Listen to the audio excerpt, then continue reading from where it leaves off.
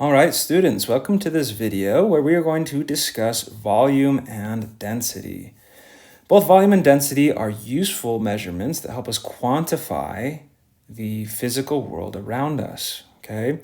Volume is best understood, right? If we think about the universe that we live in, it has an up and a down. It has a left, and we can go to the right, and we can go forwards, and we can go backwards. In other words, we live in 3D space, okay? So volume is just simply a measurement of how much 3D space a particular object takes up, okay? How much 3D space an object occupies. Density is related to volume, but rather than how much space it takes up, density is a measurement of how much matter is in a given amount of space or volume. So let's imagine we have a cube here, and it is filled with a certain quantity of matter. We can talk about how to calculate this in a moment, but we have a cube there with a certain amount of matter, and we have an identical cube right next to it, and it doesn't have quite as much matter inside of it. Maybe it's made of a different material. So we could say that because one has more matter in the same amount of space, this one would be more dense. The cube on the left is more dense, and the cube on the right is less dense. So let's break both volume and density down with a few additional examples, okay? Starting with volume, here we have a number of different geometric shapes or objects. We have a cube, cuboid, prism, cylinder, pyramid, cone, and a sphere. If you look closely, you'll notice that each one of these has a formula that helps us calculate the particular volume, okay? In the case of the cuboid, we just take the length, okay? The length, multiply that by the width and by the height, and we get the volume, the amount of volume that this particular cuboid takes up. Again, that's the amount of 3D space this particular object is occupying.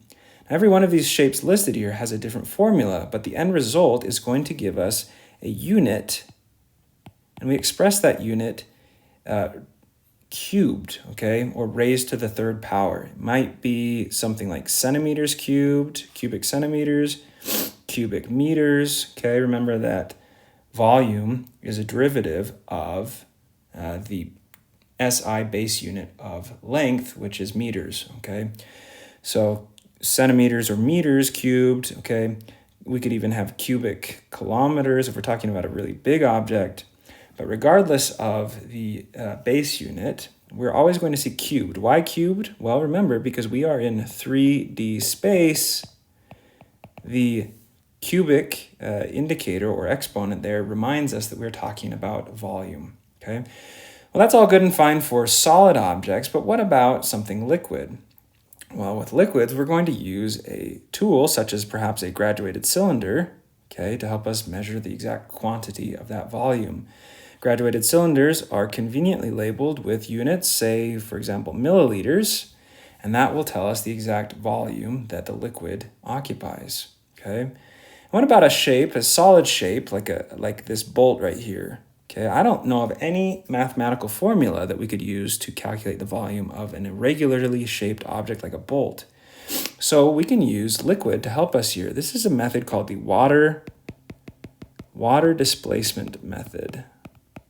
Displacement. And it's a really handy way of calculating the volume of an object that doesn't have a regular definite shape. First step is to fill a graduated cylinder, and before doing anything else, we note the particular volume of water. In this case, we start with 150 milliliters of water. Then we place the bolt inside the graduated cylinder, and as we do so, we notice how the volume changes inside the cylinder, the change, delta V, change in volume. So after placing the bolt in the cylinder, the water rises to 180 milliliters. And by calculating the difference, 180 minus 150, we can calculate the exact volume of the bolt, which would be 30 milliliters, and 1 milliliter is equal to 1 cubic centimeter. And so we would know that the bolt actually occupies a volume of 30 cubic centimeters of space. Okay, so that's the water displacement method. Regardless of the method that we use to calculate the volume, please remember that volume is just the amount of 3D space that an object occupies. Now we'll take one additional example to talk about density. You'll notice here that we have a tennis ball, a bowling ball, and a beach ball, and each one obviously occupies a different volume. The beach ball has the greatest volume because it takes up the most three-dimensional space, whereas the tennis ball has the least volume. Well, to calculate the density, there's a simple mathematical formula that we can use. Density is equal to an object's mass divided by its volume. So if we know an object's mass, which is easy enough because we can just place that object on a scale, and if we know its volume, we can calculate its density, okay? So let's go ahead and look at a couple of examples. We'll start with the tennis ball. Know that the mass of this tennis ball is approximately 150 grams. Now, frankly, I've just made up these numbers for the sake of example, but it will be illustrative nonetheless. So we have 150 grams in the tennis ball, and we know that its volume is 30 cubic centimeters. If we do the math and the division, we come out with a total of 5 grams per cubic centimeter. We don't lose any of the units there. 5 grams per cubic centimeter is the density of the tennis ball, all right? So that's easy enough. Let's look at the bowling ball for comparison.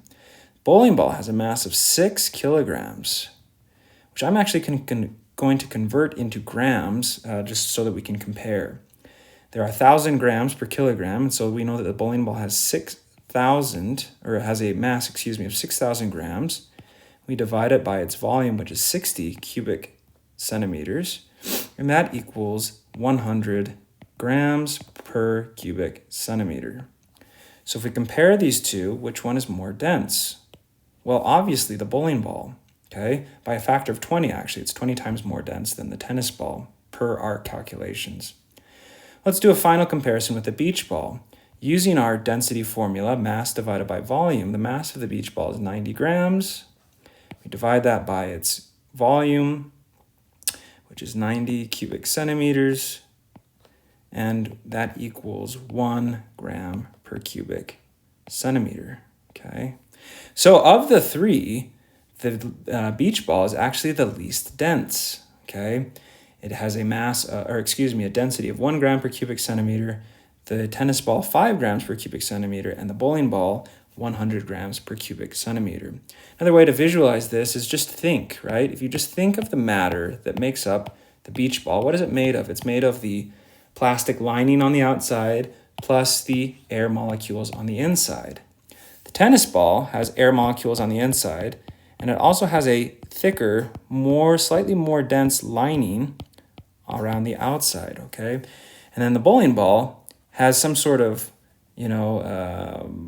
plastic or synthetic plastic material throughout that makes up the bowling ball, which is much more dense than the air molecules. And so it's intuitively, we know that the bowling ball is more dense, but now we've shown mathematically how we can calculate that. So students, I hope these examples have helped you better understand the differences between volume and density, and that you can use those differences to help better quantify the world around you.